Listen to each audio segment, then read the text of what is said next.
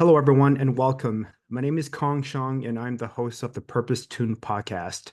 The goal of my show is to create valuable content to broaden your knowledge, inspire you to act, and get you in the right mindset so you can apply it in your own life to drive impact, generate meaning, and achieve your purpose.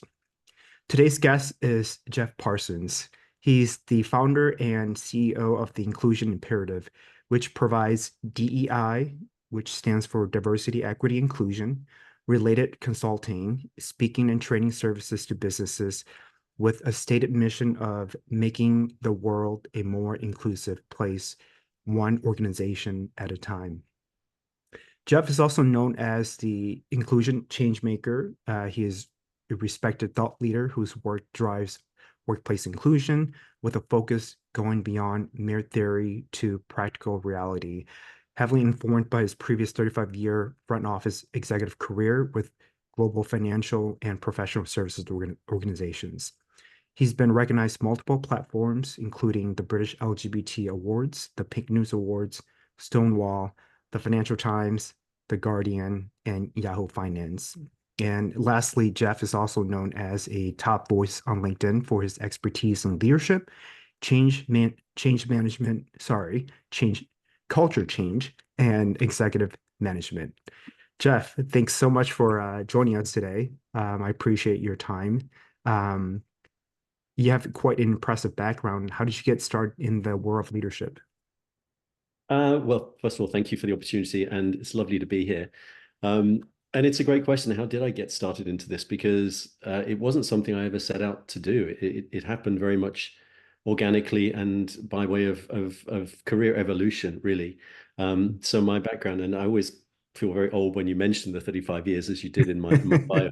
But I did work for 35 years until about 3 years ago in the worlds of professional and financial services. So I'm a chartered accountant by training many moons ago, and I spent most of the following 30 years after that working in the world of banking. And I was always, a front office executive, doing what bankers do, doing deals and managing relationships and structuring products and all that good stuff, sitting on trading floors and being what you think a banker would be. But unbeknownst to most of the people, I was not being my authentic self because I identify as a gay man, Mm. and I did not bring my authentic self to work for about half of my career, just because I didn't feel safe to do so. I mean, I started my career back in the 1980s in London in the UK, and that was 1980s. For those of you who are old enough to remember, it was a pretty toxic environment for anything minoritized. Basically, it was not. Mhm. Not the sort of thing that you encouraged to do to be in any way different, if you were meant to toe the line. And I did. I mean, I convinced myself that that was the best way to progress. And um, about halfway through my career, it became very clear to me that there were a lot of downsides to that. Personally, for myself, from the perspective of my own mental well-being, always having to spend your time self-editing, self-regulating, self-segregating, just all this covering and code switching behavior, which is exhausting.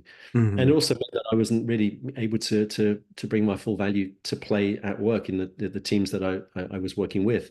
So I endeavored in the second half of my career to change that and be extremely active around pushing what I call purposeful leadership and inclusion. So in the second half of my career, I really grasped the nettle on that, and it's happened all on a side of desk basis until about 3 years ago, when on the back of some of the things that you've described in my bio, I realized that actually this was what I was particularly passionate about, and decided to set up my own practice and now work with organizations, helping them develop their leaders to be more inclusive and to get the best out of their staff and their teams. Right. Yeah. Going back to your point about self-regulation and just being aware of our surroundings and how we show up. That's one aspect of leadership is do for an effective leader to lead, they have to have a level of self-awareness in how they show up and how people perceives them. And so what do you how do you respond to people that in certain parts of the world that don't celebrate LGBT, like it is here in the US or maybe in Canada where you're from? Mhm. where we're currently living. How do you handle that? How do you get people to understand that the value of inclusion?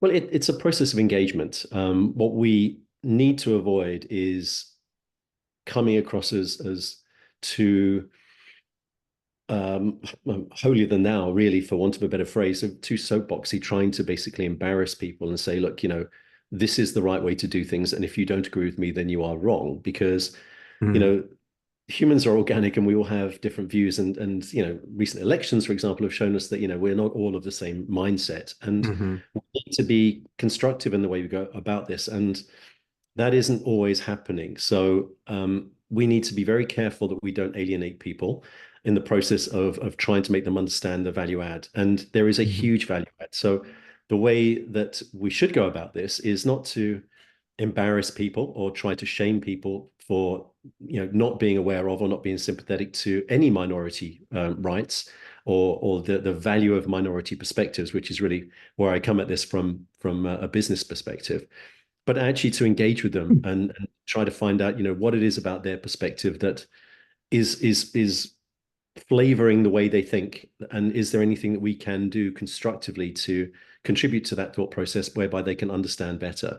So it's a process of engagement, which means reaching across boundaries of safety very often, and that's hmm something which can be quite challenging, because there are many people out there who, for whatever reason, will always think and do what they think and do, regardless of all evidence to the fact that that's not actually the best thing for them or for anybody else that is associated with them. But you have to go through that process to find the people who are not like that, and understand that these are the people we need to engage with, and try to move the dial a little bit by doing the necessary constructive engagement with those people, which means that hmm the process will be messy, and it will be painful, and it will be sometimes very, very dangerous, almost to one's sense of self safety, just because Right. you're exposing yourself to people who sometimes think very, very anti what hmm you're trying to say, and that may well be sexual orientation, maybe gender identity, maybe race, maybe gender, maybe any sort of minority characteristic, or just a different perspective. hmm And that's something which we have to just be prepared to take it on the chin. Otherwise, we won't make progress. It's really kind of politics writ large, and Right. we have no choice but to engage with it, unfortunately. Do you think it is our responsibilities as minorities to engage with the masses and educate them about inclusion, or do you think it's the other way around? Oh, it's definitely a two-way street. I mean, it's on us. I mean, as minorities, as somebody, for example, who's in a less visible minority, because being LGBTQ plus is not as visible as, say, being of a minority ethnicity.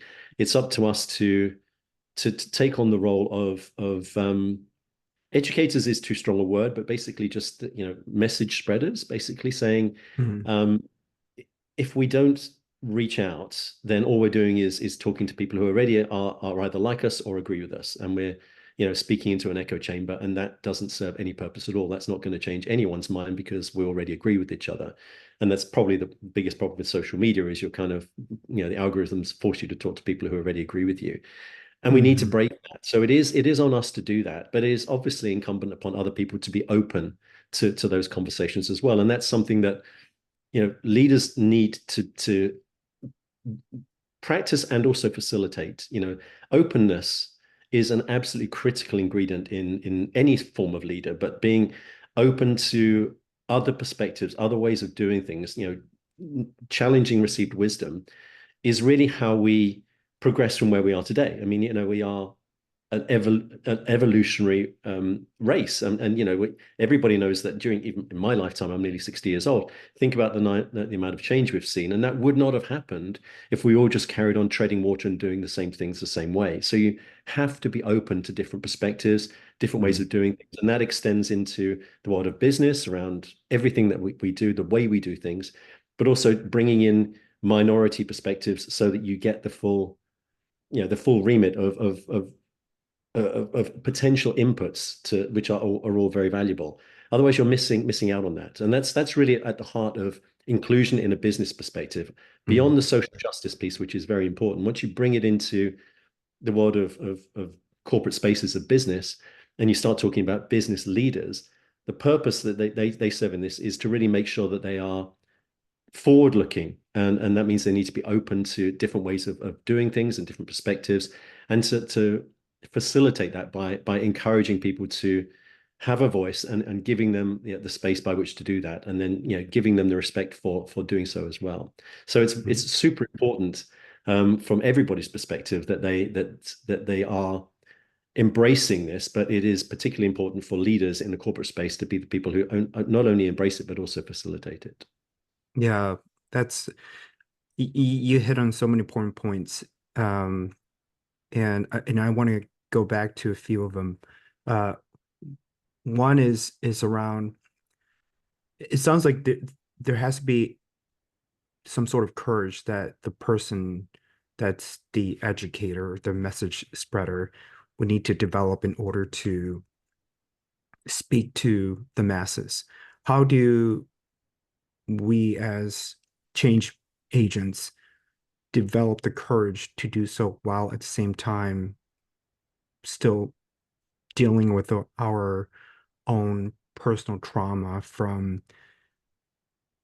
social injustices? Like, how does that work?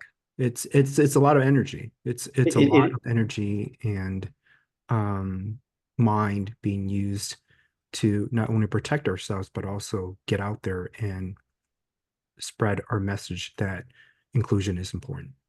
yeah, I mean, and I think you need to break it down. I mean, it's something which you can do on a progressive basis, and particularly if you think about the context of, say, a leader again, what are we asking them to do?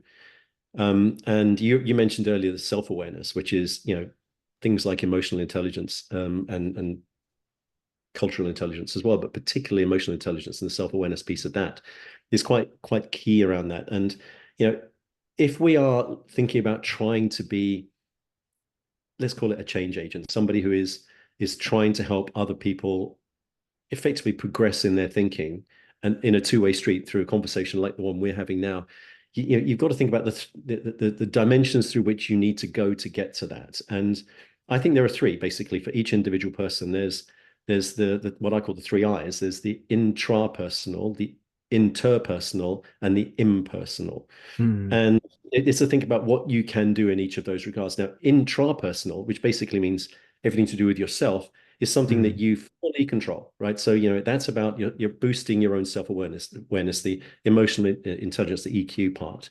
And that's about, reaching out as much as you can to learn, and through whatever format, whatever means makes sense to you, as because we're all individual and we learn differently, develop your own knowledge. Um, and that's something you can fully control. The next part, interpersonal, is how you liaise with other people.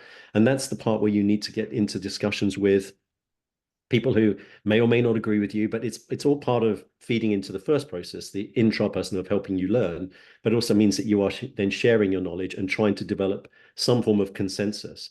And that means, you need to have the energy to do that. And then the third piece of that is the impersonal part, which is understanding the systems and the frameworks and the structures and the infrastructure within which we all operate day to day, whether it's socially or whether at work.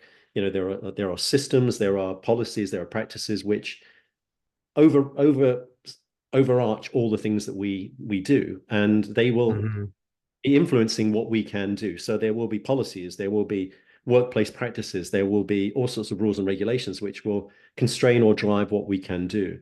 And all three parts of this need to be brought into the equation. If you are going to think, well, how am I going to be that change agent? What can I do at my own level? What can I do interaction with other people, and what can I do to work with the system or within the system, or even to change the system? And mhm, those, if you try to do all of those things at once, you may just fail for overload. So if you can kind of mhm, break it down and say, look, this is a time I want to do, self-education. This is where I'm doing outreach. This is where I'm looking at particularly the systems and practices, and actually be aware that what the aspect of what you're doing and how you're going to go about it, makes it easier into slightly more manageable chunks than to just say, well, look, I'm just trying to do everything at once. Um, mhm, it's difficult to not to resist the temptation to try to do everything at once, but it's probably not mhm. helpful to try Yeah, and change it all in one go. yeah, yeah. Well, all of that is important for folks like myself that are considered change makers and agents that are wanting to provide some sort of impact in the community or society, but we also have to take care of ourselves as well. And understanding who we are and how we show up is just as important as the work that we do For to sure. make impact, so that societies could be more inclusive. Um, of course, with the election of President-elect Trump and the world shifting based on his policies, as well as companies stepping uh, away from DEI. What's your perspective on all of that? Do you think that DEI is still necessary, or do you think that it should be on pause? It's never been more necessary, but necessary for businesses more than anything else. I mean, there are two aspects to DE&I, and there's the bit outside the world of the walls of business, and the bit within the walls of business. And the Mm, bit outside is very much the social justice piece, which is really the roots of DE&I, and it's super important to recognize, you know, just how many social injustices there are, and there mhm, are going to keep on being, and probably, are going to multiply in the next 4 years.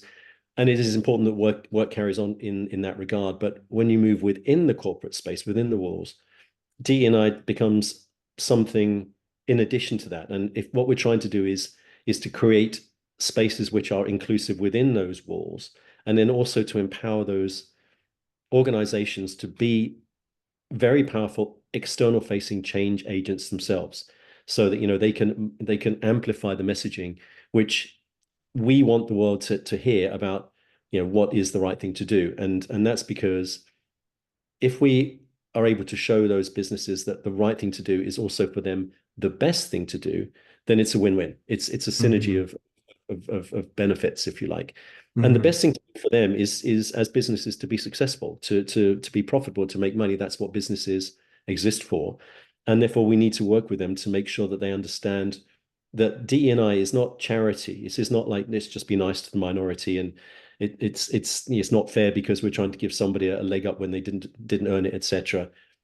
Inclusion is an absolute positive for business. It's why I call my consultancy practice the inclusion imperative, and talk about making the world a more inclusive place, one organization at a time.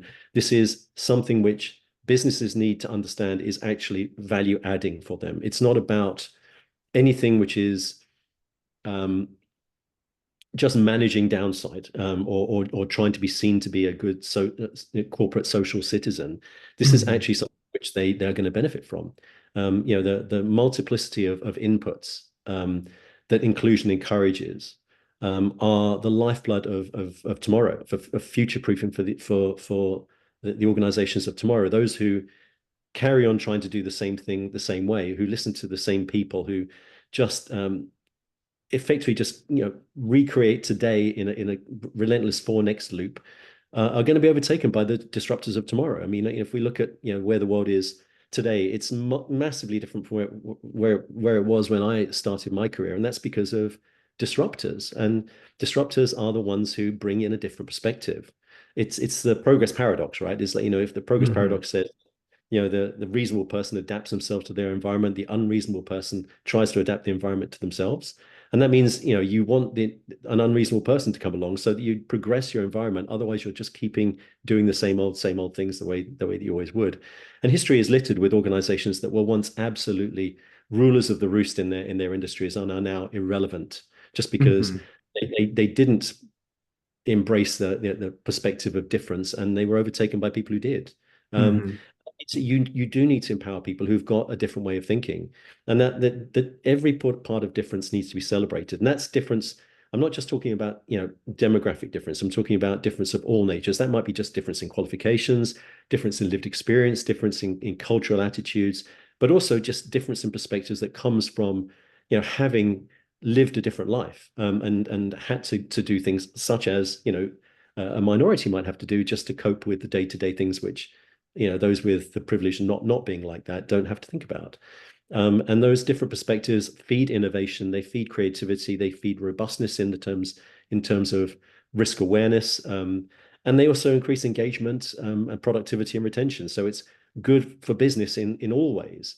And we just need to make sure that businesses understand this and get past the inevitable negative messaging of things like go woke, go broke, which is fundamentally nonsense and has been proved to be nonsense by endless studies which demonstrate the value of being inclusive from a business perspective. Right. And trying to allege that actually what we're trying to do here is not fair, Hmm. because what we're trying to do actually is create something which is value adding for the greater good. And that means applying equity rather than equality, which I Hmm. can get into because it's quite important. But if you think Hmm. about it in the analogy of, say, a football team, if you've got, say, 11 players and you treat them all exactly the same way, you're going to get a pretty suboptimal team. The members of the team need to be unified but not uniform. They're not the same thing. A goalkeeper is Hmm. not the same as a striker, is not the same as a midfielder. I'm talking football, soccer now in Hmm. my Hmm. Yeah. but you need different things, and if you give them different things to succeed, then they all will be able to contribute added value to the greater good of the team's success. And if you treat them all equally, then you're going to get a suboptimal result where certain people will be very good, but other people will just flail. So Hmm. that is missing the opportunity, and that's why we need to be equitable rather than obsessed just with equality. Equity is equality of opportunity, and the meritocratic approach that we would like to apply at work should come on top of an equitable position rather than an equal position. And that gives everybody the opportunities to succeed. So once businesses understand all of that, they should be embracing DE&I completely. There's none of this worry about pushback Hmm. because it's fundamentally good for business. I feel like thanks for sharing the difference between equity and equality. And I think that we have to differentiate what each of those terms mean and use it in a way that's proper, which a lot of people do not, especially certain political leaders that have taken DEI into a different level that has created misunderstanding in our communities. How would you how would you describe DEI? I came across a LinkedIn post that someone made that DEI is not anti-whiteness, um, it's not giving someone a leg up, like you mentioned. Um, it's not those things that what a conservative Republican would think of Yeah. in sharing their thoughts on Fox News. So what's your concept of DEI?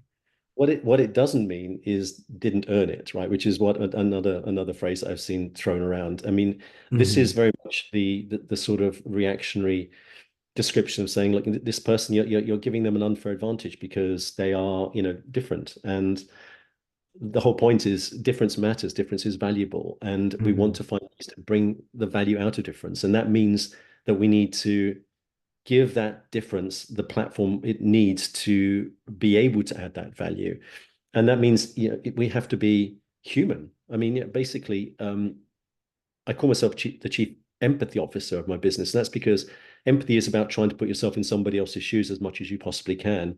And that means just trying to be human about this. Until the world is run by AI, humans are organic, they are different. And that means that we should not be trying to manage people in a generic one size fits all way, because people are not generic and one size fits all. People are different and they need different things to succeed.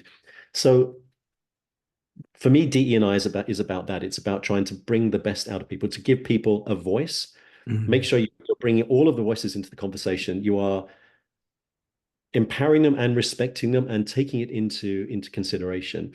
So DE&I is really just saying, making sure everybody is able to contribute to the greater good in the best way that makes sense to them. It's meeting people where they're at and empowering them from that position. So I mentioned earlier that it's equity is effectively equality of opportunity, and that Hmm. means people who, for example, just take it in a simple situation. I mean, if you're an introvert and you're in a meeting full of people who just love to talk, you're never going to get a word in edgeways, and you're probably going to sit in the corner, and your contribution is just not going to happen because there's no way you can find the platform by which you are comfortable to speak because you're an introvert. And Hmm. the loud voices in the room take up all the air and all of the space. And the leader, if they don't know any better, probably just listens to them. That's what leaders should be doing, is just empowering the people who have a point of view, potentially different, and find ways to do that. Excuse me. So that person, an introvert, needs something different than an extrovert who is more than willing to share their view. So it's got nothing to do with demographics, it's to do with personality types. But Mm, a good leader needs to get in and find out what the people who work with and for them need in order to be able to add their best value to the conversation. mm, Going back to your original question around what D&I means, I personally don't love the term because I think mm, they don't necessarily go together. Equity is, I've already described, that's kind of the output, it's fundamental. But mm, diversity does not create inclusion. Inclusion creates diversity. You can have as many diverse people around the table as you want, but if you don't listen to them, there's no value added at all. In fact, it's probably a negative because they seriously are so different that they won't even know how to communicate with each other. If you create an inclusive environment, that will attract diversity and it will come and it will stay. But if you try to force diversity and you just become very optical, very tokenistic about it, and you're not really empowering people, then you're not achieving anything. So the I is much more important than the D, if you like. The I will create the D. The D will not create the I. Again, that's why I call my business the inclusion imperative. I don't mention diversity. Diversity is a byproduct, if you like, of mm. an environment. So, so Just in I'd like to, sorry, go Sorry, ahead. I was just going to say one last thing on Sure, that, yeah, yeah. because um, DE&I actually try to rebrand it myself because Mm, I actually like to think of it as disruption, elevation, and innovation. And those mm. are all business terms, right? So it's the disruption, as in breaking the mold, doing things differently, trying to challenge the status quo. Elevation, making sure that you are elevating all of the voices and all of the inputs. And innovation being the output as that results from that disruption, that elevation.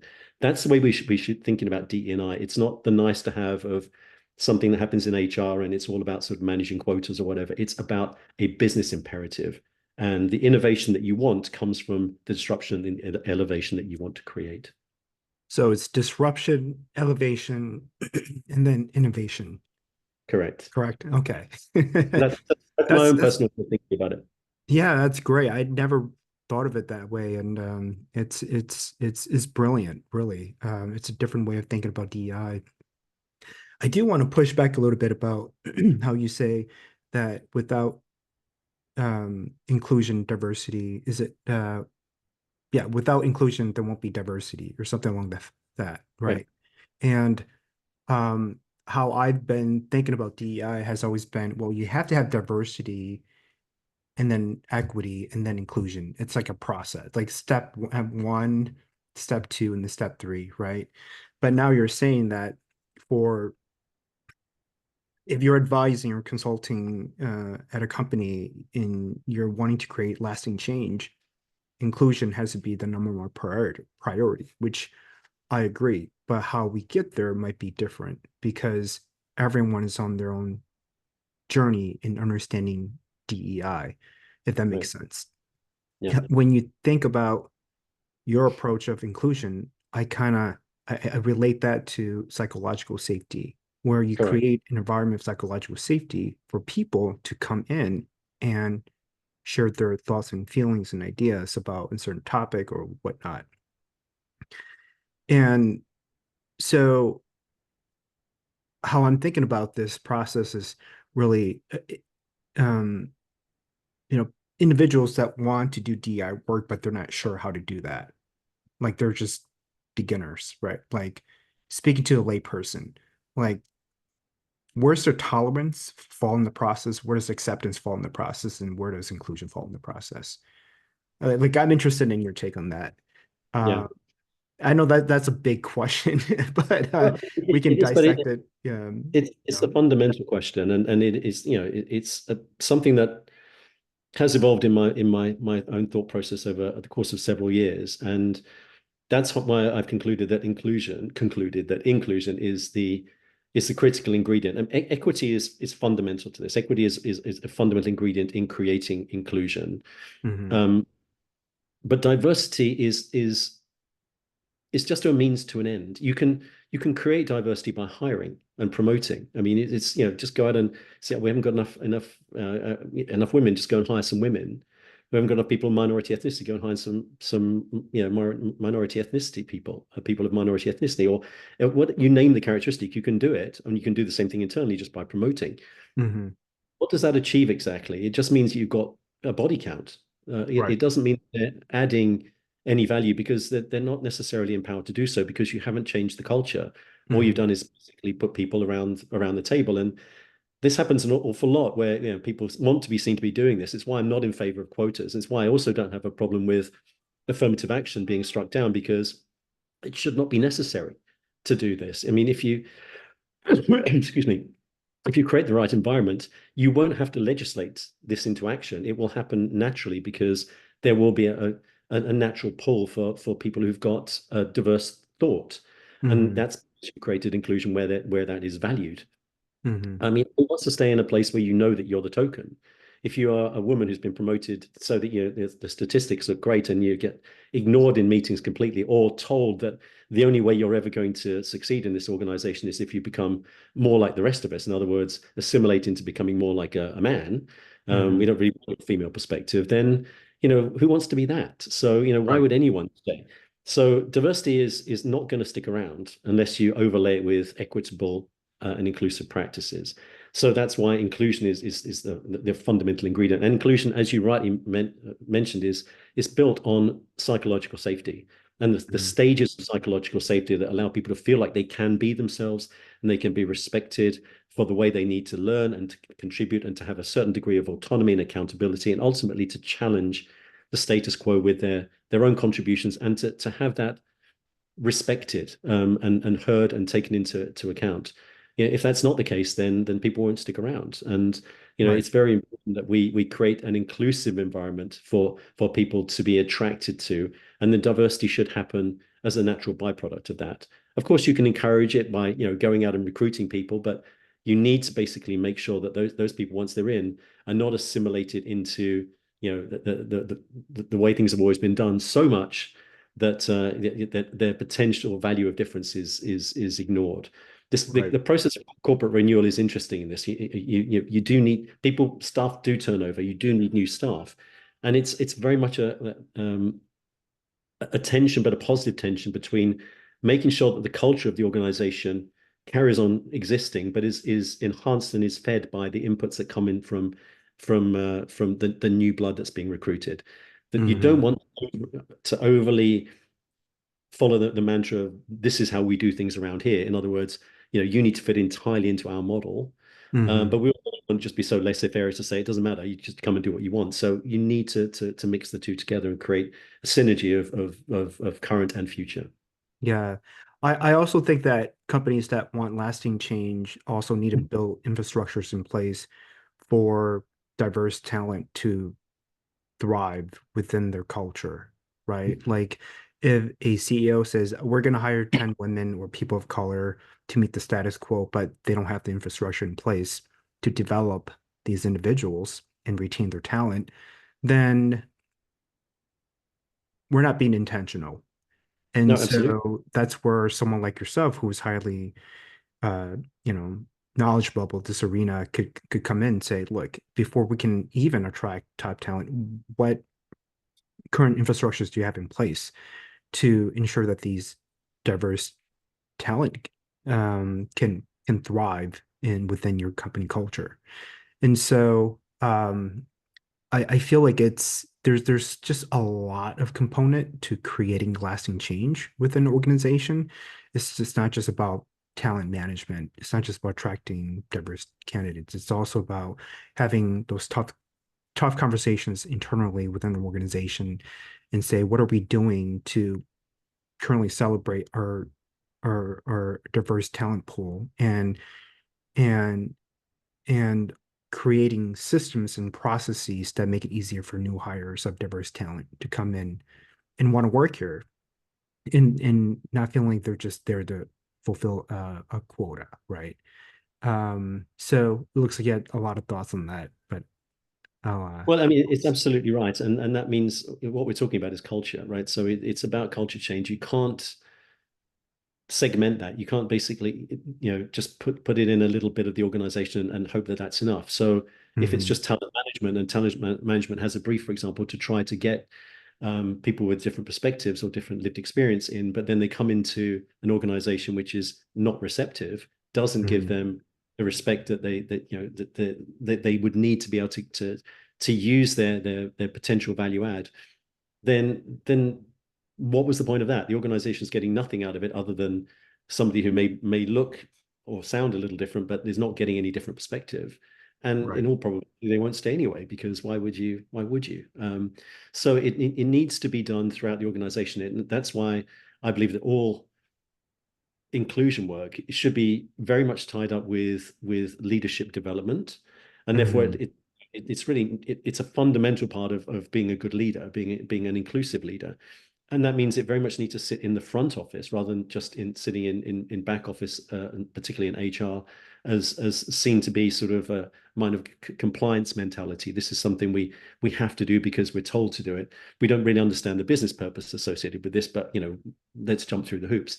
It needs to be brought into the front office to understand why that is. And once, I was going back to what I was saying earlier, once executives understand the value adding that they can achieve through adopting inclusive practices, then they should be embracing this in a way which is particularly active and isn't just sort of like delegating it down to, say, the talent management team. It's across all parts of the organization. And that Hmm. means you do need executives to actually be on message, but also willing to walk it as well as talk it. And that, by that I mean, thinking about the purposeful leadership aspect of this, the people that really create most employees' experience at work are the people that they work for, their immediate boss, the person who heads up their team. Doesn't matter, you've got this like thousands of people around you in this bigger organization, you tend to work for a team and a boss. And Hmm. that person is going to shape your experience a lot. And that person, we need to be able to understand that they should be getting the best out of you. And that means that that person needs to be not only equipped with that knowledge, which is sort of the training aspect, which an awful lot of people leaders don't have because they were not promoted because they're good people leaders. They're promoted because they were good at doing the day job. Hmm. So we invest with them the knowledge, but also they need to be able to rely upon the people that they work with and report to give them the space and the resources to actually achieve what we need them to achieve. And that means their bosses, so the top line execs, need to say, well, look, this isn't just words, this isn't just principles around, we want to be inclusive, etc. We're going to give you, the people leaders, the people managers, the tools by which to succeed in that, as in things like the knowledge and the training, but also the capacity and the bandwidth. So, we will actually give you the time and give you the ability to go and recruit for a role, for example, which, the person who's absolutely ready to do the role today, but there's a better person down the road who will be much better at it in 3 months' time. Go with plan B, because, although you've got a pressing deliverable now, ultimately the long run position is better to go with the second person. But you need your boss to have the tolerance to say, well, look, okay, we're going to be patient. We're going to sacrifice the immediate payoff of getting the job done now with getting it done better later. And that means you've got to have a broader conversation with everybody in the organization around how you go about this. And if you've got a culture which is very much around short-term payoffs, which is typical in the industries that I used to work in, where everybody's kind of like measured on their last quarter, then you need somebody to step in and override that and say, well, look, okay, I understand all that, but notwithstanding those short-term pressures, from a cultural and a business and personal development perspective, we need also to factor in a number of other factors which are not just short-term. They have a medium and longer term perspective. So it's very much about trying to make sure that all parts of the organization understand how this works, and that their role in it is absolutely critical. It's not something you can just segment to a little part of the conversation, or a little Hmm. part of the organization, and say, well, HR is looking after that. That's their problem. Thanks very much. Tick, done. No, it's fundamental to the business. It should live in the front office, and everybody is a stakeholder in that, including the very top execs. Yeah. For those listeners that don't understand what front office is, what's your take on the front office? Is that executive So realm? basically, it's everybody who's doing the business rather than supporting the business, if you like. So Hmm. back office would be things like finance, human resources, etc. People who are supporting the people who in the front office are doing the deals. So working in a bank like I used to, I sat in the front office as on the trading floor doing deals with clients, and I would rely upon people to do the finance and the accounting and the human resources type stuff in the back office, and they fundamentally have to work together. Right. But Yeah. what I'm saying about the front office back office divide there is there often seems to be a perception that things like people development and inclusive practice development, etc., is something that back office, as in human resources, it's their responsibility. The Hmm. L&D, the leadership and development team will sort that out. And we just got to go along when we're told to and tick. I've done my 45-minute lunch and learn, and I'm good. Right. No, it needs to be something which the front office understands is fundamental to the way they operate the business successfully as well. So you Hmm. should not have that divide in this context. It's very much all parts of the organization are involved. Right. So it seems like there has to be buy-in from leadership to create any sort of lasting change, but also, there has to be proper infrastructure that needs to be built, probably led by mid-level leaders that are actually in the trenches doing the work and supporting the people, and then prioritizing this work by putting in the front office, by Yeah. ensuring that people are, keeping these subjects that we just discussed top of mind in how to create lasting change. Yep. Yeah. And that's when we're talking about being purposeful, right? If we think about purpose in a business context, it's usually, as I Right. said, to get results, to make money, and this is Hmm. how it's going to be done. And so thinking about who achieves that. I mean, ultimately, the people who make the money are the ones who are running the business or doing the day-to-day deals, and that's Right. people in the front office. So we need them to be involved in this as well.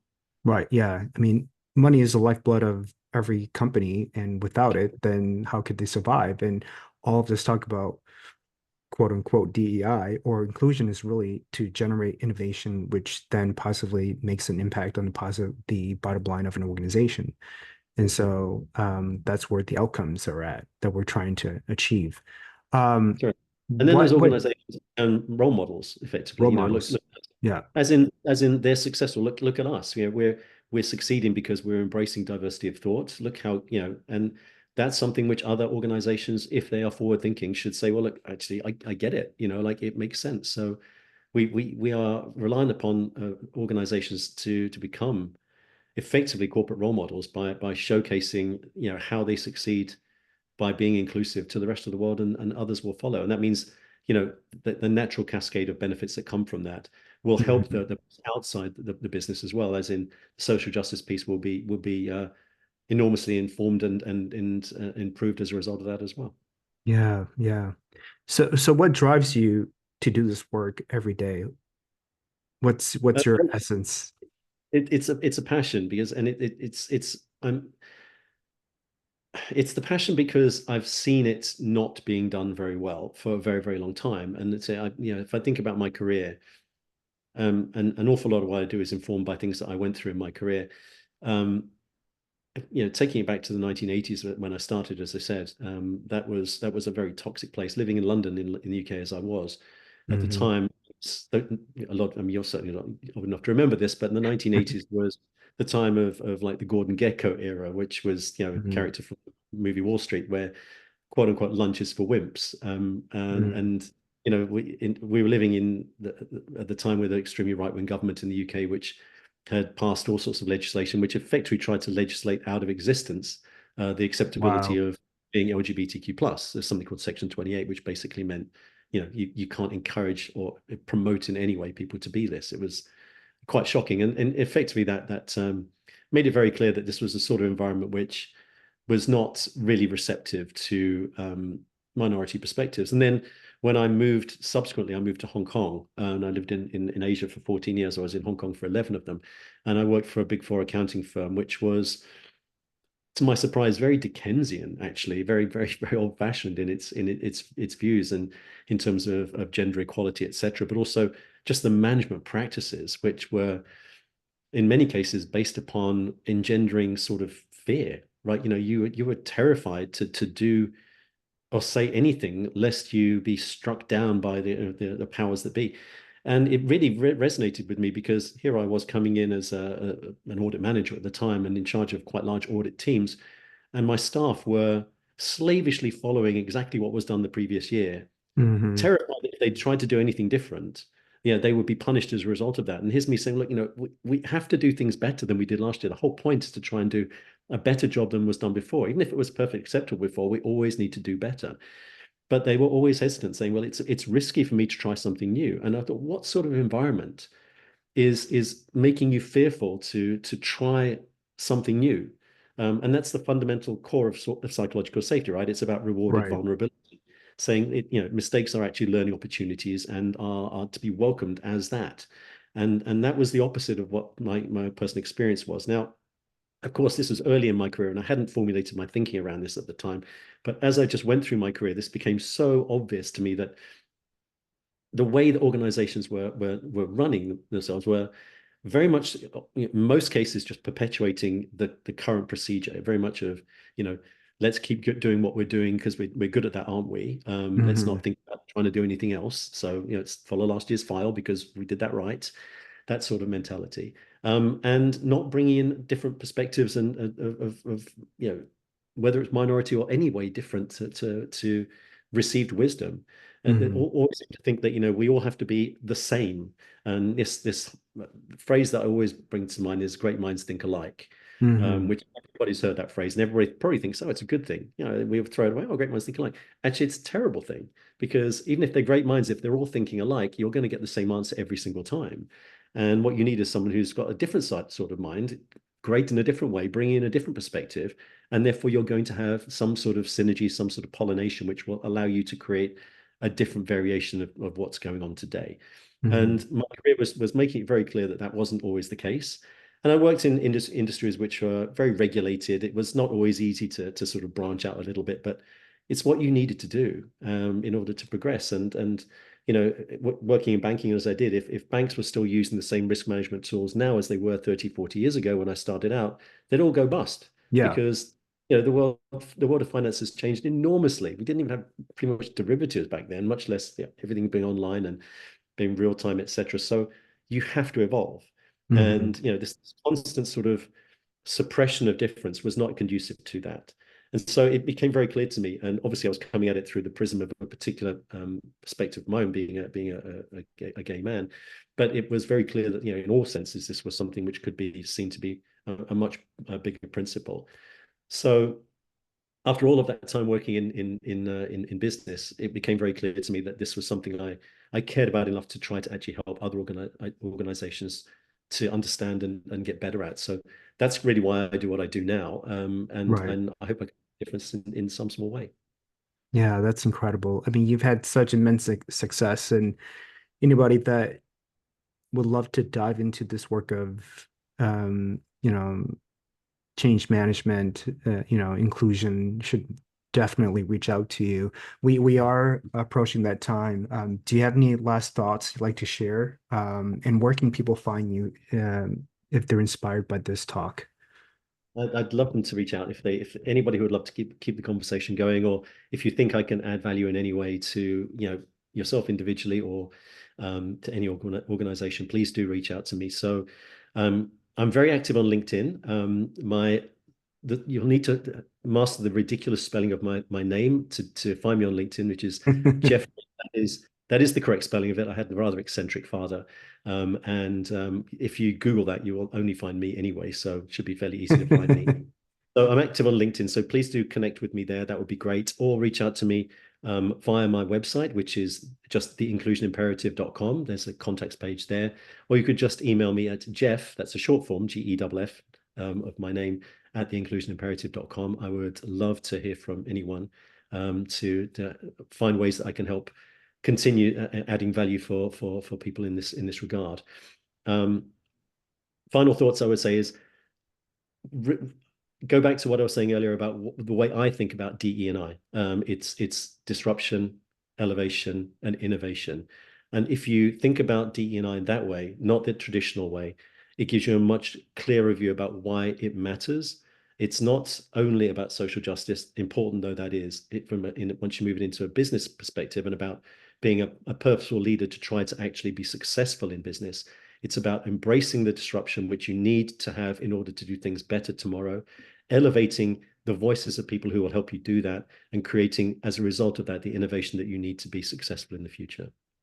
Right. Yeah. Wow, that's very valuable information. And all ties into what purposeful leadership, right? Which is what you do is creating lasting change and impact.